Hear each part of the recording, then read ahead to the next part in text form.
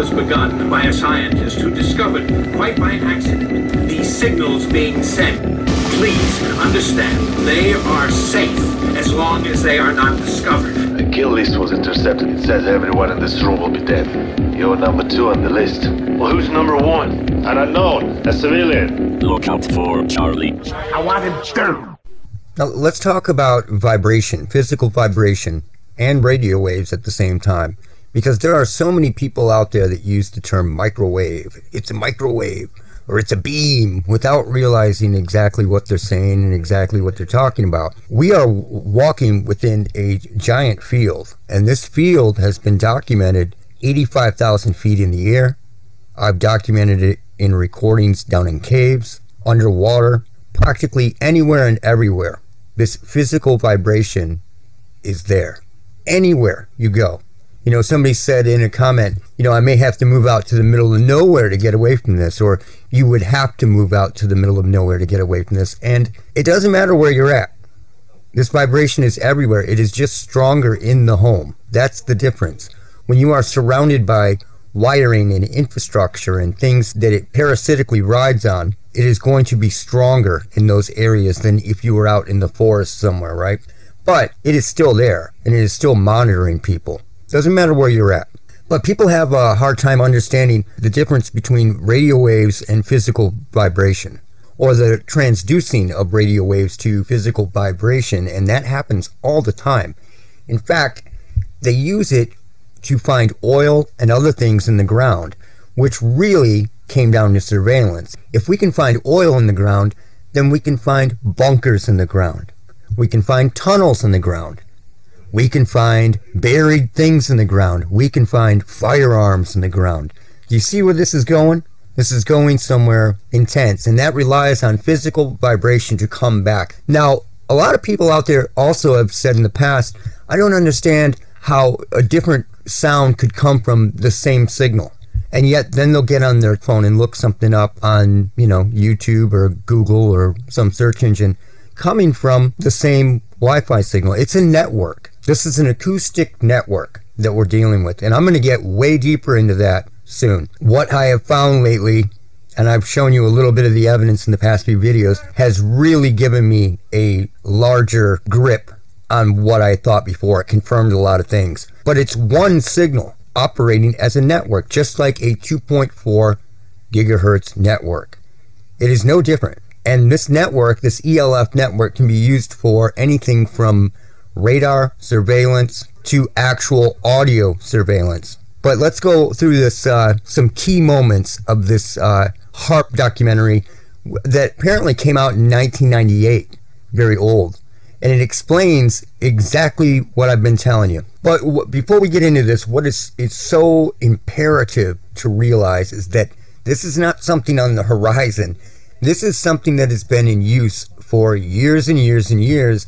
And the people are so disconnected from where science is really at that they have become the people in the huts that see the big lighter and believe it's witchcraft. They can't believe that it's real. They are so far behind, and that's by design, and it's intentional. Because, you know, most people do not keep up with this stuff. I get it. There are people that just want no part of it. But we are at a crossroads to the point where if you don't get hip to what is going on, you are going to be deceived, and you are being deceived. There are people out there right now with family members with conditions or diagnoses that do not have what they believe they have, and they fully believe it, and they do not have it. It is a byproduct, and it is a symptom of being bombarded by this crap all the time. It's not just radio waves, it is physical vibration. It's being transduced. So let's get into this, and I will stop along the way and comment. Applications discussed in the patents included destroying missiles. Communications control and disruption were included. There were some other ideas both to possibly modify weather and finally to lift a portion of the upper atmosphere further out into space where hopefully it would be able to deflect missile trajectories. In 1983, I did radio tomography with 30 watts, looking for oil in the ground. He did tomography with 30 watts. But that 30 watts, that little 30 watts, was going through rock. ELF going through rock. But it was being transduced into vibrations. And this happened with the Eugene signal. These radio signals were transducing into vibrations and literally vibrating homes, vibrating people.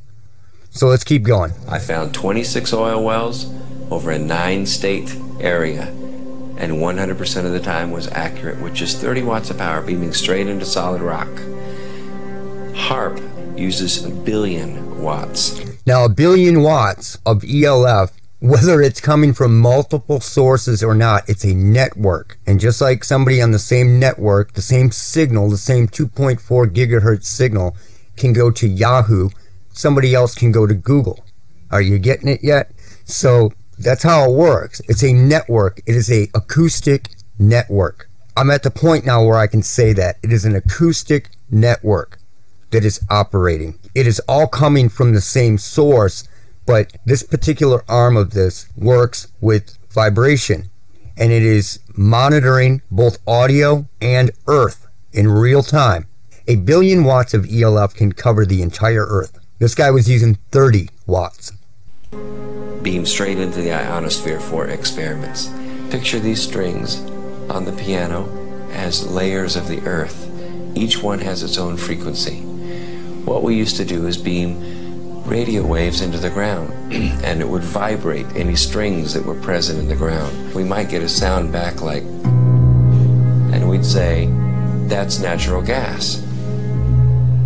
We might get a sound back like, and we say that's crude oil. Now this is very easy with signals. Once this thing is dialed in, you can pick up anything, absolutely anything. It is that dialed. We're able to identify each frequency. We accomplish this with just 30 watts of radio power. If you do this with 1 billion watts, the vibrations are so violent that the entire piano would shake. In fact, the whole house would shake. In fact, the vibrations could be so severe underground that could even cause an earthquake. So make sure that you are realizing what he is saying. They are transducing radio waves and ELF into sound waves, mechanical sound waves. It's that simple. Years after this was invented, they have this dialed in so well that it has become a network, an acoustic network. Now, what do you use back in the Commodore 64 modem days? What did you use?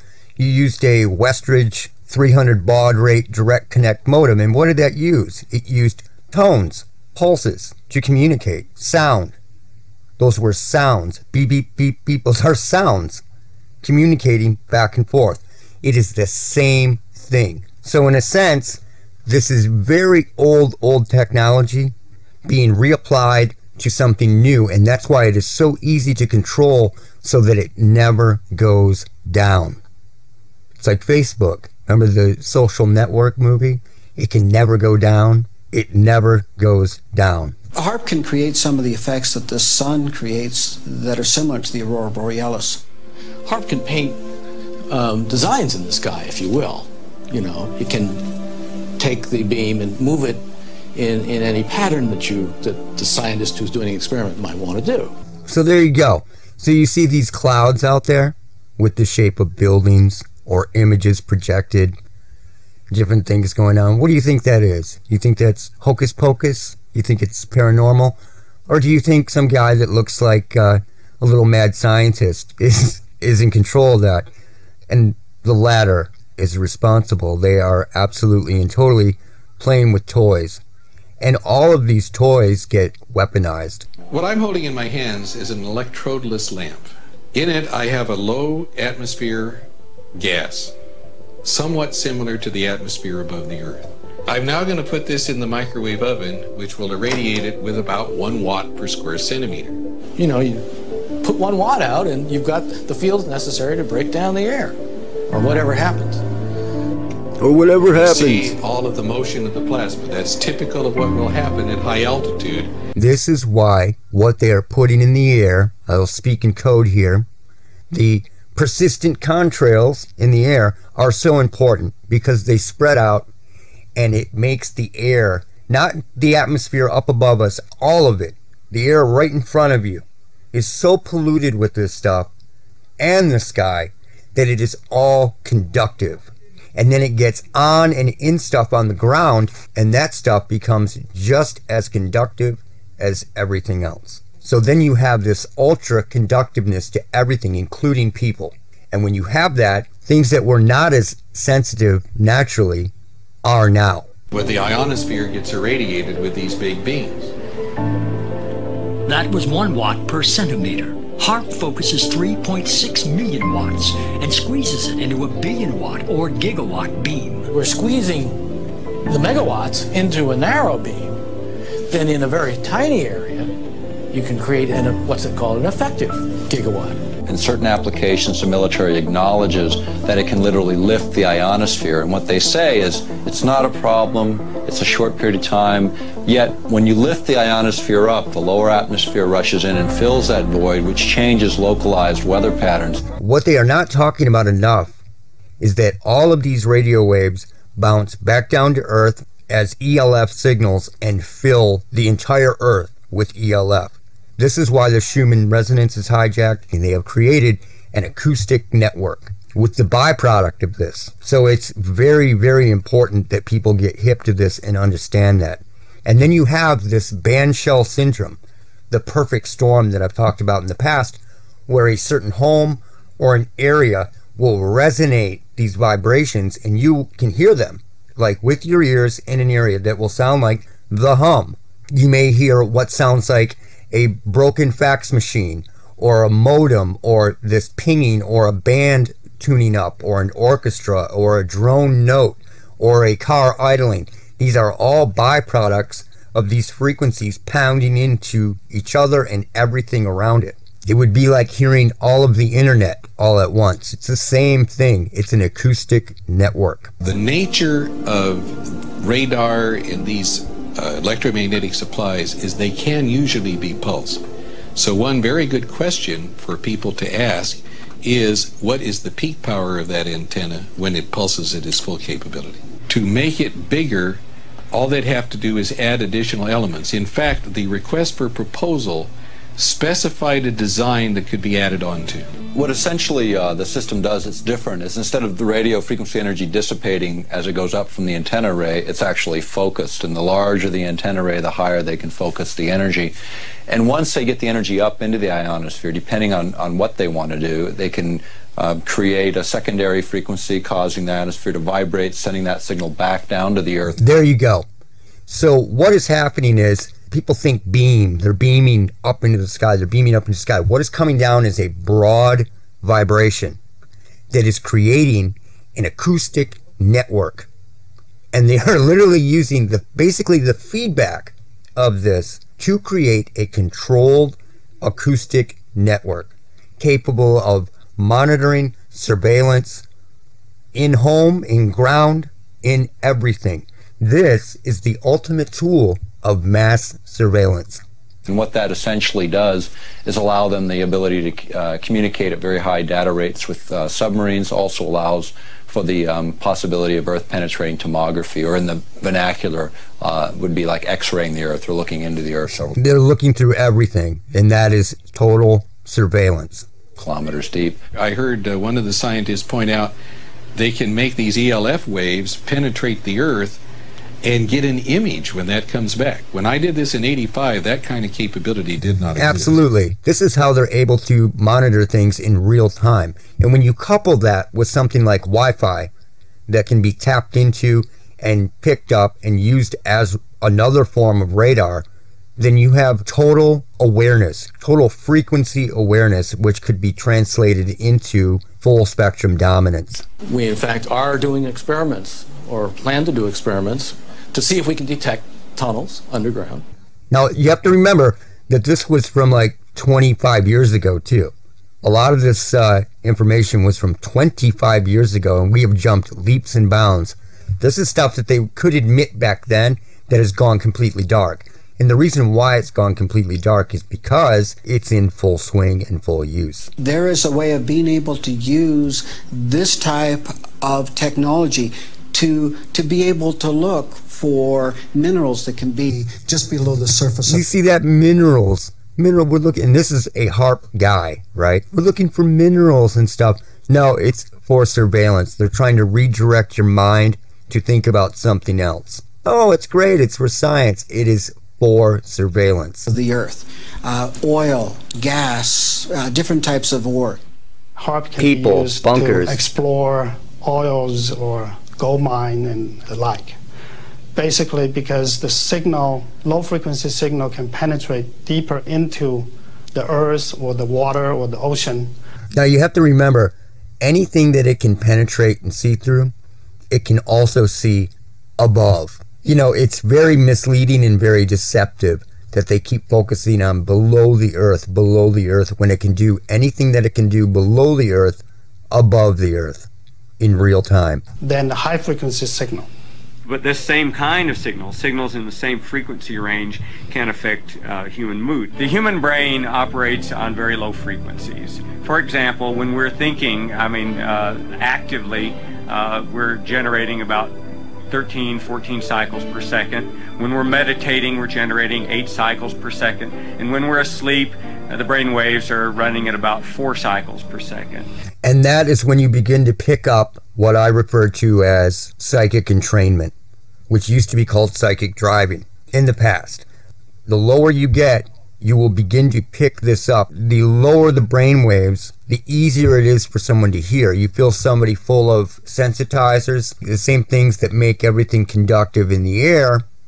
You feel them full of that kind of crap, and they are going to be extra sensitive to this. So then all you have to do is stress them out, get their brain waves down so they're exhausted at the same time and awake, and they will begin to hear the same things when they are awake. Unfortunately, it's all negative when they begin to hear this stuff.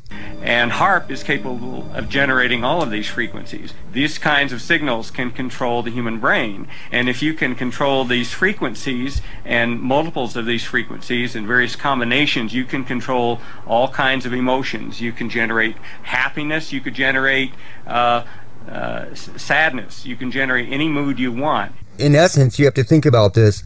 You could have some excellent frequencies in a mall, at a fun park. I was so happy there.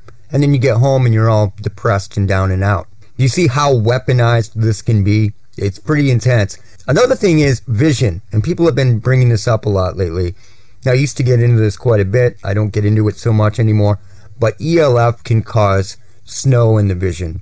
It can cause waves and vibrations in the vision. And it can cause shadows in the vision. Now, when you've been at this for long enough, eventually you can learn to control those shadows, shape them, do other things. So eventually, 2 people or more could see a shadow person or whatever they want you to see go by that isn't really there. So it wasn't a hologram, it was ELF affecting your eyes and your brain. We are immersed in ELF waves, and those, as far as I know, don't. Maybe they are affecting us, but see, this is the shill. You know, everybody else is talking. This guy is the HAARP shill. I think there's 1 or 2 of them. There's 2 of them on here, and he is one of them. And he is in such denial because he doesn't want to lose his funding. If he says the wrong thing, he is going to lose his funding. So he is very careful and very insincere about everything that he says. But these waves are minuscule compared to those. You know, the issue of ELF, extremely low frequencies affecting mental states of individuals, is not new. It goes back to Yale University and the work of Jose Delgado, which is well recognized in the literature. He started first using implants in the brain. He then used radio frequency with implants, and eventually he found that energy at 1/50th of what the Earth naturally produces could, in fact, in certain frequency ranges, trigger huge mood swings. And it was around 450 megahertz that he found. He said he can control every human being at 450 megahertz. But what he was saying is different than how people interpret that, because these signals, when clashed together, when bounced off each other, every frequency will create harmonics. And what you are relying on a lot of the times is a controlled ELF harmonic. And you have to learn how to control those harmonics with the frequencies that you are banging into each other. I know the physical effect, but not the biological effect. It's a different area. I was considered a child prodigy in electronics. My entire life has been devoted to the study of the effects of electromagnetic energies on the human mind. When I was 13 years old, I invented a device that transmits sound to the human brain using electromagnetic waves. So this is my field. I've been studying this field for over 40 years. And HAARP scares me because I know what it can do. I know that HAARP can be used to control the human mind. Now, what he's talking about there is the neurophone. That's Patrick Flanagan. This document from Maxwell Air Force Base lays out the use of electromagnetic weapons technologies for debilitating human beings. Using electromagnetic warfare against human beings, you can cause disease, you can cause hysteria, or you can cause passivity for population control. Extremely low frequencies affect us because they are the same frequencies that our brains output. And when they're in the environment around us, our brains try to entrain to them. That's right, they lock on.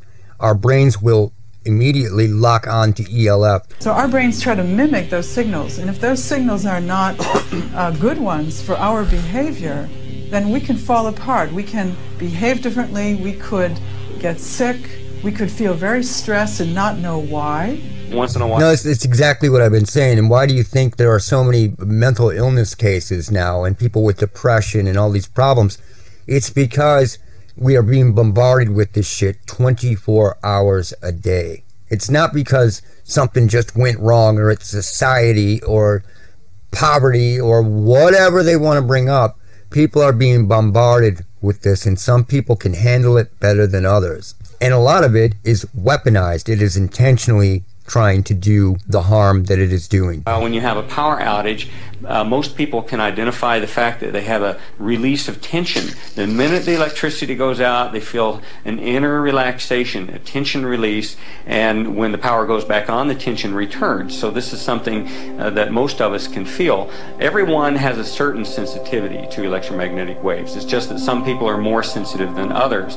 The symptoms that I discovered in my research caused by electromagnetic frequencies are anxiety, depression, diarrhea, dizziness, extreme fatigue, headaches, lightheadedness, mood swings, nausea, nighttime increase in urination, pulse rate, a sudden increase, shortness of breath, tingling, prickling feeling of the skin, vertigo, nosebleeds, blood pressure increase, and body tremors. You can also cause cancer.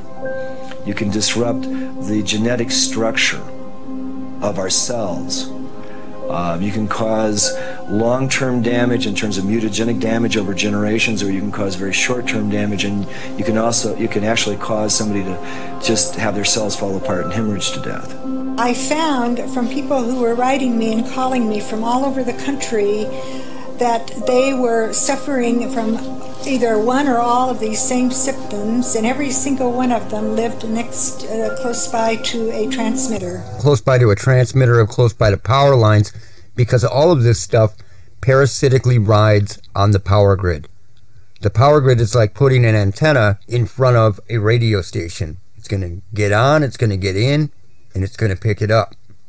You know this from HAARP to Gwyn to these towers that are all over the United States now. The weapons technologies are changing so dramatically at this particular time. It'd be like equating introduction of gunpowder to the West or the beginning of the atomic age earlier this century. And that's what's happening with electromagnetic weapons technologies today. Yeah, and we're 25 years, technology-wise, that's like 200 years past when this documentary was done. You know, it's insane. But here's another of the HAARP shills, and he's going to, try to smooth it out. Anything the Air Force needs for space, we look into. And that includes weapons for space application, one of which is developing plasma toroids, projectiles made of plasma, essentially the atmosphere. See, there you go. And then you get these people that go, I saw it. No, I saw it with my own eyes. It was an object in the sky, a UFO. Oh, yeah? Well, just because you saw it, or even because radar picked it up, does not mean it was really there. Remember that. Stars, being able to harness that energy and to be able to fire it at a target. We have a device called Shiva. Shiva is a large capacitor bank. Capacitors store electrical energy. And then in a very short time, we release that energy. In about 2/100 millionths of a second, we will release the same amount of energy as the entire U.S. electrical production for that same instant in time, where the electrons rip from their orbits and you have a soupy gaseous mixture, thousands of degrees hot. Potentially a very serious weapon. Potentially a very serious weapon. It's a soupy gas mixture, it gets thousands of degrees hot. Now think about some of the things that have happened within the last 20 years. Pretty amazing, right? I won't even say it. After I had actually left the program in 1987, one of the last communications I had with ARCO indicated that there had been a contract awarded for ionospheric warfare studies. And as a broadcast medium, what we're actually doing with the ionosphere at that point is we're not just reflecting the signal, we are amplifying the signal. We are causing it to become much, much more intense. There you go. And that's how a network like this, that people can't understand how it travels so far, that is how it travels so far. Not only that, but ELF travels through anything. So it can travel for thousands of miles. And then when you have such intense levels of it, it is going to travel through Earth. Through the damn Earth. Thousands of times more intense than it would have been otherwise. We're broadcasting that signature over a large area of the Earth. What a lot of people are not aware of is it's ground-based Star Wars technology. And the United States Congress has said that they quit funding Star Wars. So they call it everything else but Star Wars. He's kind of right about that. They use semantics and legal language now. So, you know, if you look up chemtrails, you will see all kinds of debunking sites. But if you look up geoengineering and not chemtrails, you are going to see a lot of factual information. It's just like when you start getting into voice of God weapons. When you get into all that hokey, goofy TI language, you are going to get into all kinds of like really silly looking and really silly sounding things like that. When you start getting into the reality of it and looking it up in scientific terms, the information is everywhere. So it's all a game of semantics. You know about electromagnetic systems and electromagnetic warfare is becoming even more interesting. As late as April 28th, 1997, U.S. Secretary of Defense Cohen announced at University of Georgia that, in fact, geophysical warfare was becoming a more intense problem. In fact, they even speculated that terrorist organizations would have systems that could modify weather, create volcanic eruptions, or even cause earthquakes using electromagnetic waves. They planted that. Terrorists will have it, so that they could do it and blame this on terrorists when it happened. So that was reality. Remember this and think about this. That was reality when the terrorists could have it. But if you bring that up to somebody now, in 97, if you bring that up to somebody now, they act like that's off in the future. This is what is so insane about the world today, is you can't get through to people about things that were fully functional 25 years ago or longer. The issue of earthquakes has been, looked at by other specialists, even going back to the work of J.F. Gordon MacDonald when he was at UCLA. In the late 60s, he was also a science advisor. Lyndon Johnson is a specialist in geophysical warfare. He asserted then if you could ever get enough energy in at just the right frequency and just the right waveform, you could in fact trigger these kinds of events. Absolutely. It is no different than a guitar or a piano or another instrument. A wine glass, if you can match that vibration, the vibration that it resonates at, you can create something catastrophic, like the wine glass shattering. It is the exact same thing. It is silly to think otherwise. Cohen was saying just a few days ago it's this idea that now terrorists may possess this kind of technology, it's obvious. I mean, if we're concerned that terrorists have it, we certainly do. The idea of affecting weather for many people, it gets to the point where you say, well, you know, can that even be real? And when you go back in time, even to 1976, the United States, along with over 60 other countries, signed an accord where we agreed to not use weather manipulation as a weapon of war. This is before biological and chemical treaties, before many of the nuclear disarmament treaties, and yet that was such a big threat in ’76. Has our science progressed? Certainly. And science has progressed since 1997, 1998. We are now in 2023, and what we are dealing with is a level of ELF, physical vibration ELF, a network of ELF. People better get hip to it. You better get wise, you better get educated, so that if somebody in your family begins to have symptoms of something, you realize what it is before you call in some witch doctor shrink or take them to have more damage done somewhere else by medication or by whatever, when this is being created. 40s there was interest in weather modification, that by the 50s there was actual experimentation in that area. By the 1960s that area had advanced substantially. Well, there have been programs with the salting cloud, you know, salting things with silver iodide and... This was back in the 60s, the hippies, there were hippie kids talking about, you know, bitching about the government controlling the weather, telling them to quit seeding our clouds and doing all this stuff. And they have flipped the script now that they're using all this stuff heavily, so that it has become a right-wing conspiracy. The left has become the far right. So if you talk about this kind of stuff, you used to be a pinko commie hippie, and now you are a crazy right-wing Nazi, is what they want to imply. So they flipped the script on everything. There's been some experiments where people from airplanes threw chaff out, the little pieces of metal, and tried to get those to absorb power. And they actually say that they can make weather. Well, tell me, have you noticed any good weather here lately? That was 1998. Have you noticed any good weather between 1998 and 2023? Wow, some of the most insane weather changes, and they blame it all on climate change. But that's an awesome play of semantics and legal wording, because no one ever said that it was accidental climate change. Ever. They never said it was climate change due to circumstance, just climate change. And that's very important, because it is climate change, but it is man-made, intentional, and climate change by design. Are you sending energy into the ionosphere, but you're providing a path for energy to come back down out of the ionosphere? There are a number of scientists like myself who are concerned about this, who are in fear of what HAARP could do to the planet.